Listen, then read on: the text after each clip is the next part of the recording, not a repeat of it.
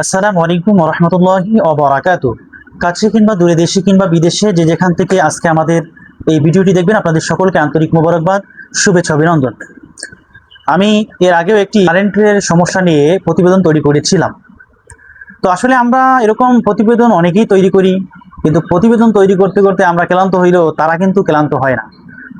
বর্তমান সময়ে মানুষের কারেন্টটা এতটা জরুরি, বিদ্যুৎটা এত জরুরি, যেমন বর্তমান সময়ের মানুষ তারা খাবার না খেয়ে থাকতে পারে, তিনবেলা তাদের খাবার দরকার নাই, কিন্তু তাদের ফ্যানের বাতাস, কারেন্ট দরকার।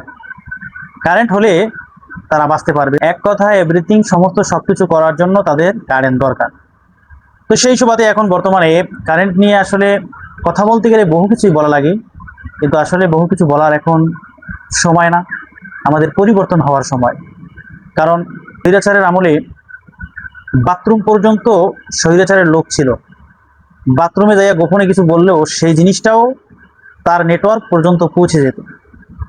সেই স্বৈরাচারকে বাংলাদেশ থেকে হটানোর মতো শক্তি রেখেছে যুব সমাজ, ছাত্রদল এবং যারা জুলাই আন্দোলন, জুলাই বিপ্লবে বিশ্বাসী, তারা কিন্তু এই কাজগুলো করেছে। বর্তমান সময়ে আমরা এমন কিছু পরিস্থিতি দেখতে চাই না, করতে চাই না, যার দ্বারা স্বৈরাচারের থেকেও খারাপ কিছু হোক। তো এই জন্য আমরা চাই যে দেশ সমাজ যারা চালাচ্ছে ভালো করে চালাক, সময় আরও বেশি নিক, তারা আরও সময় নিয়ে দেশ পরিচালনা করুক, কিন্তু মেহনতি মানুষদেরকে তারা শান্তিতে বসবাস করার সুযোগ করে দিক।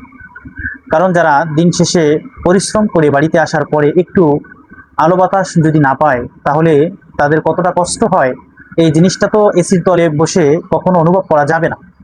এই জন্য আমি গত ভিডিওতেও বলেছিলাম যে আপনার দিনে তারা 1 ঘন্টা কারেন্ট দেওয়ার পরে তারা 3 ঘন্টা কারেন্ট নিয়ে যায়, কিন্তু এখন তারা কখন কোন সময় যে কারেন্ট দেয় আমরা নিজেরাও জানি না, এমন একটা পরিস্থিতি হয়ে গেছে।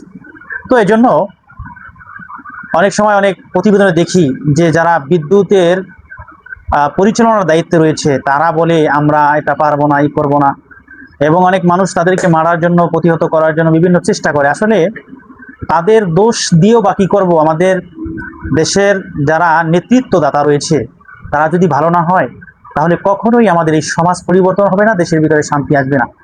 তাদেরকে এনে মাঠে ঘাটে কাজ করানো উচিত। যারা উপর পর্যায়ে নেতৃত্ব দেয় তারা যদি মাঠে ঘাটে কাজ করত, ফ্যান ছাড়া, কারেন্ট ছাড়া, এসি ছাড়া 10 দিন তারা বসবাস করত, তাহলে সাধারণ জনগণ, গরিব মেহনতি মানুষের কষ্টটা তারা বুঝতে পারত। তারা তো এখন এসির তলে বসে এই কষ্টের কথাগুলো তারা শুধু শোনে বা সমালোচনা করে, কিন্তু কষ্টটা অনুধাবন করার শক্তি তাদের ভিতরে নাই। এজন্য তাদেরকেও এই কষ্ট আস্বাদন করতে হবে, তাহলে বুঝতে পারবেন আপনারা যে সাধারণ মানুষ কতটা কষ্টে রয়েছে।